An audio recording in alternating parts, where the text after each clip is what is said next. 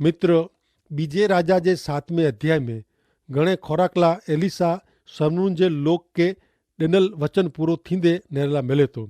7वें अध्याय में 6 अध्याय जी ॻाल्हि अॻियां वधे थी। इज़राइल जे देश में सख़त ॾोकार पियो, तंहिं लाइ एलिसा प्रबोधक के जवाबदार लिखीने इज़राइल जो राजा एलिसा के मारेला हिकिड़े माण्हू के हलाए थो। पण ईश्वर एलिसा के अगाउनु चेताईं था ने इनके ख़ुशी जा समाचार ॾिए था कि देश में जा ॾोकार जो सवारे अंत अचींदो। हाणे सुणो बीजो राजा 7मो अध्याय पहली कलम। एलिसा चए कि अई ईश्वर जो वचन सुणो। ईश्वर चेता कि हिन टाणे सवारे समरून जी वथाण में हिकिड़ो माप मेंदो हिकिड़े सेकल प्रमाणे ने 2 माप जव हिकिड़े सेकल जे हिसाबे विकांदा। हिकिड़ो माप मेंदो एतिरे 4 वाटका भरल मेंदो आसिरे 2 किलो जेतिरो। हिकिड़ो सेकल एतिरे बराबरि आसिरे 2 रुपया। इन जो अर्थ उ थिए कि देश में जा आर्थिक फुगावो अदृश्य थी वेंदो। मेंदो पस्ती जे भाव विकांदो अहिड़ो कई रीते बनी सके। जॾहिं नगर जी चारे बाजू आराम जे राजा जो लश्कर वींटाईने पियो हो ने नगर में जा कोई ॿाहिरां निकिरी सघंदो न हो कि नगर में वञी सघंदो न हो, तॾहिं नगर में अहिड़े वॾे प्रमाण में पुरवठो क्यानू अचे। गमे ई पण इज़राइल जो राजा एलिसा जी भविष्यवाणी ते विश्वास कयईं, कारण हिन टाणे उ जीवन ॾिए थो। जेकी राजा जे जमणे हथ जहिड़ो माण्हू राजा जे हिन नियम जी मस्करी कयो। 7मो अध्याय 2 कलम। तॾहिं जिन सरदार जे हथ नीचे राजा टिकंदो हो, उ ईश्वर भक्त के जवाब ॾिने कि जो ईश्वर आकाश में ॿारियूं कईं त पण उहो ॻाल्हि बनी सके करो ने उ चए कि नेर तू उ नेरी ने पण इन में जा खाई सकने न। ही आगाही ॿिए ॾींहुं सची पई। हाणे पासो पलटाजे थो ने शहर जा कोट ॿार जा ॾोखी पीड़ित माण्हू चित्र में अचनि था। 3 थी 5 कलमूं। हाणे दरवाजे जे नाके वटे 4 कोडिया वेठा हुआ। उन हिकिड़े ॿिए खे चयो कि कुलाए पां हिते वेहीने मरी वञो। जो पां चओ कि हलो नगर में वञो त नगर में ॾोकार आहे ने हुते पां मरी वञो। ने जो पां छाना माना हिते वेही रहो त पण मरी वञो। तंहिं लाइ हाणे हलो पां आरामीअ जे रहणांक में वञी ने पऊं। जो उहो पां खे जीरा रखंदा त पां जीरा रहंदासीं, ने जो उहो मारी वेंदा त पोइ मूंखे मरे जो त आयज। उहो सांझी जो आरामीअ जे रहणांक में विया ने उहो आरामीअ जी छावणी जी हद में पुगा। तॾहिं नेरियो हुते कोई पण माण्हू न हो। ही लोग कोडिया रक्त पीतिया हुआ। तंहिं लाइ उन खे समाज ॿारा रखे में आया हुआ। उहे पंहिंजा सगा वाला का मित्र ते पंहिंजे भरण पोषण लाइ आधारित हुआ, जेको उन खे खुराक पूरो पाड़िए। हाणे शहर में त मिड़े लोग भूख से मरंदा हुआ। तंहिं लाइ हिन लोकला त वधल सदल खुराक पण न हो। पां नेगाऊ नेरी विया आहियूं कि मित्र कोड अथवा रक्तपित उ पाप जो चित्र वताए थो। इनमें लागू करण उहो आहे कि पां प्रभु यीशु ख्रिस्त जे शरणे अचो। इन अगाऊ पां हिन कोडीअ लोग जहिड़ा सहाय वग़ैरह जा आहियूं। एतिरे पंहिंजी आत्मिक हालत घणे दयाजनक वेठी। हाणे मरल माण्हू जे समूह में पां रक्त पीतीअ वारी जी वेठा हुआ था। कोई आशा वग़ैरह जा ने ईश्वर वग़ैरह जा। उन कोडीअ खे ख़बर पई वई हुई कि उन खे कीअं विञाइजो न हो। तंहिं लाइ उन पिन खे दुश्मन जे दया जे हथ में ने हवाले सौंपाए वञे जो निकी कयो। पण जॾहिं उहो आरामी लोग जे रहणांक वटे पुगा तॾहिं मिड़े लोग हलिया विया। अहिड़ो लॻो एतिरे वॾे लश्कर जो कुरो थियो। 1 लख जेतिरा लश्कर जा जवान किथे विया। 7मो अध्याय 6 ने 7 कलम। कीअं कि प्रभु आरामीअ जे सेना ने रथ जे घोड़े जो आवाज़ सुणांदो हो। तंहिं लाइ उन हिकिड़े ॿिए खे चयो कि नेरियो इज़राइल जो राजा हितीअ जे राजा के ने मिस्रीअ जे राजा खे पैसा ॾेई ने पां विरुद्ध चढ़ाई करेला हलायो आहियो। तॾहिं सांझ टाणो थियो ने उहो उथी ने भॼी विया ने उन जे तंबू के उन जे घोड़े के ने उन जे गडोड़े के विणी के छॾी ने उहो जीव खणी भॻा। अॻियां वधंदे सामे लश्कर अचींदो हो। इन जे आवाज़ से अरामी लश्कर जा जवान धिरजी विया ने भॼेला अॻियां वधंदा न हुआ। हरेक जवान पंहिंजो जीव खणी ने जिन दिशा में पग पड़िया उन दिशा में शिस्त्र वग़ैरह भॻा। रात जे घोर अंधारे में घणे झपाटे आरामी लश्कर जा जवान भॼनि था। हाणे नेरियूं 7वें अध्याय जी 8वीं कलम। उ कोडिया रहणांक जी हदें आया तॾहिं हिकिड़े तंबू में वेही ने उन खाधो पीधो ने होॾानू रूपो सोन कपिड़ा खणी ने लिकायो। पोइ पाछा अची ने उ बे तंबू में विया ने होॾां पण कंहिं चोरियो ने वञी लिकाए वेधो। उन ॾींहं में लश्कर पंहिंजे ज़रूर जो वो एतिरो खुराक लड़ाई में पिंड भेरो खणी वेंदा हुआ। हाणे इसराइल ते करे में अवल ही चढ़ाई घणे लम्ही हलई। अरामी लोक जा लश्कर डूंगर ते वसल समरून नगर के घेरियो हो। होॾां जीव बचायला भॼे जी तकड़ में उ पंहिंजी साधन सामग्री खणेला पण रोकाया न हुआ। उन भेरो कीअं ओचकी सघिजे थी न हो। हाणे आराम जो लश्कर भॼी वियो। तंहिं पोइ कोडिया आराम जी छावनी में रहणांक में प्रवेश कयो ने हू पेट भरी खाई सघे त्यां सुधी उन खाधो। तंहिं पोइ उन खे ज़रूरु वे तंहिं करता पण वधारे सोन चांदी उन खे मिली आया ने मेड़े खणी ने उन लिकाए विधो। हाणे सुणो अॻियां 7वें अध्याय जी 9वीं कलम। पोइ उन हिकिड़े ॿिए खे चयो त ही पां बराबरि नथा कयूं। ही त वधामणी जो ॾींहुं आहे ने पां त चोपड़िया आहियूं। सवार जे अजवारे सुधी पां वाट नेरीबो त पां ते शिक्षा अचींदी। तंहिं लाइ हाणे हलो पां वञी ने राजा जे घर के समाचार ॾियूं।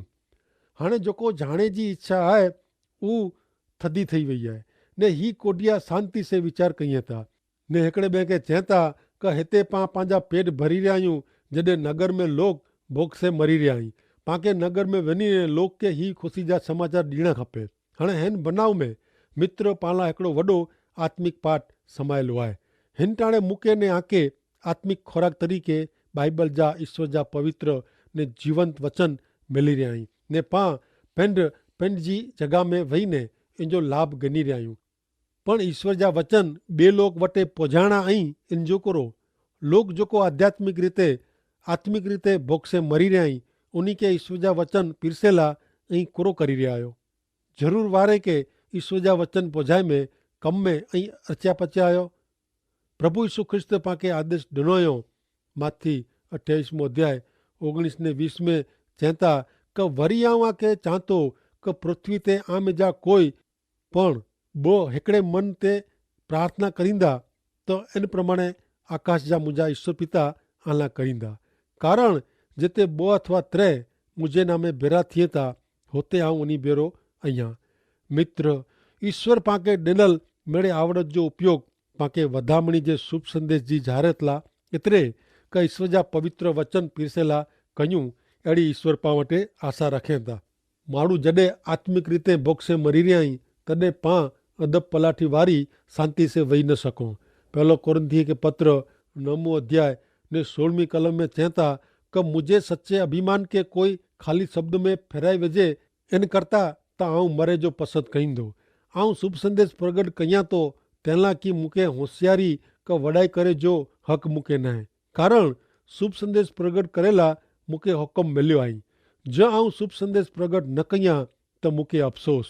अॻियां प्रेरित जा कम 4 अध्याय ने 20 में चवनि था असीं जाते जेको ॾिठो आहे ने सोयो आहे इन बारे में कुझु जो असांजो बंदि करे सघिजे थी न आहे।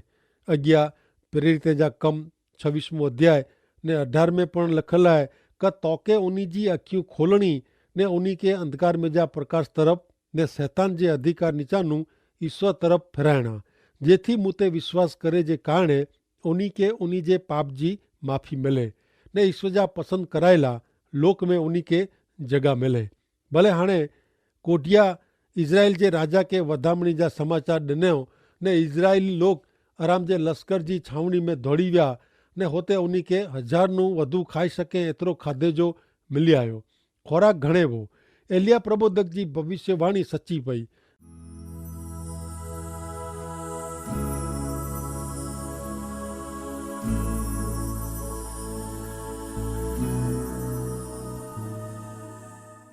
राजाए जे 2 पुस्तक जे 8 थी 9 अध्याय में ईश्वर भूंडे लोग जो न्याय कयई था ने इन जी ॻाल्हि ॾिने में आवई आहे। इज़राइली लोग ईश्वर जेको इन जो बचाव कयो उहो साव भुली विया ने पंहिंजे पाप में पाछा फिरिया। तंहिं लाइ ॿैयर उन जे देश मथे ॾोकार जे रूप में ईश्वर पंहिंजो न्याय चुकादो हलाए ॾिनो। हाणे अॻियां सुणो ॿिजो राजा 8 अध्याय ने तंहिंजी पहली 2 कलमूं। जिन स्त्री जे छोकिरे खे एलिसा जीरो कयवें इन खे उहो चए कि ओथी तूं तुंहिंजे घर जे माण्हू खे कोठी ने वञ ने जिते तोनू रोवाजे हुते रो कीअं का ईश्वर ॾोकार जो हुकम कयो हुयो ने वरी उहो 7 वरे सुधी देश ते रहंदो। पोइ उहा स्त्री उथीने ईश्वर भक्त जे चए प्रमाणे कयईं। उहा पंहिंजे घर जे माण्हू खे कोठीने हली निकिरई ने 7 वरे सुधी पलिस्ती देश में रही। एलिसा प्रबोधक हिन सुनामी नाजी स्त्री खे देश छॾीने वञे जी सलाह ॾिने, कारण देश में 7 वरे सुधी ॾुकार रहे अहिड़ो हो। उहो एलिसा जी ॻाल्हि मञीने देश छॾीने हली वई। उहा पंहिंजे घर जे माण्हूअ खे कोठीने ॾुकार हो त्यां सुधी पलिस्तीअ जे देश में रही। ॾुकार फेरी हकियार उत्तर जे राज्य में ईश्वर न्याय चुकादे तरीक़े हलायो हो। ॾुकार भूकंप, अनावृष्टि, अतिवृष्टि, कुदरती आफ़तूं ईश्वर तरफ़ अचे वारी चेतवणी आहे, जेथी मनुष्य पंहिंजे मार्ग जो वीचार करे, पंहिंजे कम जो वीचार करे। हाणे पाण नेरियूं अॻियां 8वें अध्याय 3-6 कलम। 7वें वरे जे अंत में उहा स्त्री पलिस्तीअ जे देश में पाछी आ वई ने उहा पंहिंजे घर लाइ ने पंहिंजी ज़मीन लाइ राजा वटि विनंती करे ला वई। हाणे राजा ईश्वर भक्त जे चाकर गेजी बेरी अहिड़ी ॻाल्हि कंदो हो क एलिसा जेकी वॾा कम कया आहे उहो मेड़े कृपा करीने मूंखे चओ ने मरल खे कहिड़ी रीति जीरो कयवें उहो राजा खे चई सुणाईंदो हो। इन जे टाणे अहिड़ो थियो क नेरियो जिन स्त्री जे छोकिरे खे उहो जीरो कयवें उहो अचीने राजा वटि पंहिंजे घर लाइ ने पंहिंजी ज़मीन लाइ अर्ज़ु कयईं। गेजी चए, हे मुंहिंजा मुरबी राजा, ही उज स्त्री आहे ने ही तुंहिंजो छोकिरो आहे कि जंहिंखे एलिसा सजीवन कयवें। तॾहिं उहो पंहिंजी हक़ीक़त जणाए थी। तंहिं लाइ राजा इन लाइ हिकिड़ो ख़ासि अधिकारी ठहिराईने इनखे चए क इनजो जेकी वे उहो मिड़े उहो देश छॾे उन ॾींहुं अॼु सुधी इन जे खोतिर जी मिड़े उपज इनखे पाछी ॾिरायो। ॾुकार पूरो थियो पोइ उहो सुनामी नाजी स्त्री पंहिंजे देश में पाछी फिरई, पण घरे वञी ने नेरे त इन जी ज़मीन ते ॿिया लोग रहंदा हुआ। पण ईश्वर जी योजना प्रमाणे उन जे टाणे इज़राइल जो राजा एलिसा प्रबोधक जे कम जी जानकारी मेळवी रहियो हो ने एलिसा जो चाकर गेजी राजा खे जणाई रहियो हो क एलिसा प्रबोधक कहिड़ी रीति सुनामी स्त्री जे छोकिरे खे मरण में जा जीरो कयवें। राजा हुकम कयईं क सुनामी स्त्री जी जागीर इनखे पाछी ॾिराइणी ने उन जागीर जी उपज पण तंहिंखे ॾिराइणी। भले हाणे पाण वटि एलिसा जे जीवन जो हिकिड़ो नोंदपात्र प्रसंग अचे थो। तव्हांखे यादि हूंदो क आराम जो राजा एलिसा खे झलीने इन जी क़तल करे वारो हो, पण हाणे उहो वृद्ध थियो आहे ने बीमार पियो आहे। 8वां अध्याय 7वीं कलम। पोइ एलिसा दमस्क वियो। उन टाणे आराम जो राजा बेन हदाद मांदो हो। इनखे अहिड़ा समाचार मिलिया क ईश्वर भक्त हिते आयो आहे। बेन हदाद राजा वीचारे क एलिसा इनखे साजो करी ॾींदो। इन जो जीवन एलिसा जे हथ में हो, तंहिं लाइ उहो एलिसा जे हिकिड़े वार खे पण छॾे थी न हो। 8वां अध्याय 8वीं कलम। ने राजा हजायल खे चयो त तोजे हथ में भेंट खणीने ईश्वर भक्त खे मिलेला वन ने हिन मार्फत ईश्वर वटां पुछाए क कोरो आऊं हिन मांदगी में जा साजो थींदो। हजायल एलिसा खे मिलेला वियो। हजायल बेन हदाद जे लश्कर जो सेनापति हो। हजायल खे घणे वरे अगाऊ राजा तरीक़े अभिषिक्त करे में आयो हो। तंहिं लाइ बेन हदाद मरी वञे इन जी उहो वाट नेरी रहियो हो। एलिसा खे मिलेला वेंदे टाणे उहो राजा तरफ़ से एलिसा लाइ घणे भेटूं खणी वियो। 8वां अध्याय 9वीं ने 10वीं कलम।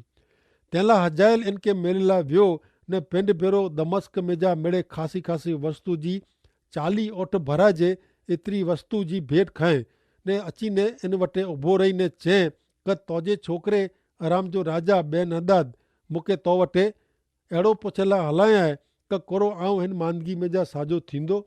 एलिसा इनखे चए क वञी ने इनखे चओ क तूं निकी साजो थीने, पण ईश्वर तां मूंखे अहिड़ो वतायो आयो क उहो निकी मरी वेंदो। एलिसा प्रबोधक संदेश ॾिने उहो नेरियो।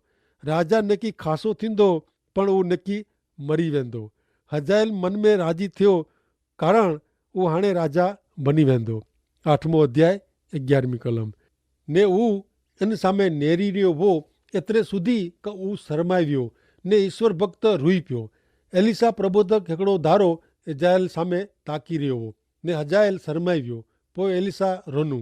8वां अध्याय 12वीं कलम। हजायल इनखे पुछे क मुंहिंजो मुरबी कुलाए रुए थो। उहो जवाबु ॾिने क तूं इज़राइल लोक ते जेको आफ़त खणी अचे वारो आहीं उहो आऊं ॼाणा थो। तंहिं लाइ उन जे किले खे तूं आग लॻाईने, उन जे जवाने जी तलवार से क़तल करीने, उन जे छोकिरे जा पछाड़ीने टोकरा कईने ने उन जी गर्भवती स्त्रीअ खे तूं चीरी विझने। हजायल धब थी वियो, मुंहिंजा मुरबी ऐं कुलाए रुओ था। आंजो जीव गने जो प्रयत्न कईंदल बेन हदाद मरे वारो आहे, तंहिं लाइ कुलाए रुओ था। एलिसा बेन हदाद राजा लाइ रूंदो न हो। एलिसा खे पंहिंजे लोक ते प्रेम हो, हू पंहिंजे ईश्वर खे प्रेम कईंदो हो। ईश्वर इनखे जेको सेवा कमु सौंपियो हो इनखे हू प्रेम कईंदो हो। एलिसा हिकिड़ो प्रबोधक हो। एलिसा एतिरे लाइ रूंदो हो कि हजायल इज़राइली लोक खे घणे हैरान करे वारो हो। एलिसा अगाउनू ही हक़ीक़त ॼाणंदो हो। हाणे नेरियूं 13वीं कलम। पण हजायल चए कि तोजो सेवक फक्त हिकिड़े कुते सरखो आहे, हू केरु कि अहिड़ो वॾो कमु करे। एलिसा जवाबु ॾिने कि ईश्वर मूंखे जणायो कि तूं आराम जो राजा थीने। हजायल कुतो हो कि न इन जी मूंखे ख़बर न आहे, पण हू अहिड़ो भुंडो कमु ज़रूरु कंहिं। 8वां अध्याय 14वीं ने 15वीं कलम। पोइ हू एलिसा वटां रवानो थियो ने पंहिंजे धणी वटि आयो ने इनखे हू पुछे कि एलिसा तोखे कुरो चए। हू जवाबु ॾिने कि हू मूंखे चए कि तूं नकी साॼो थीने।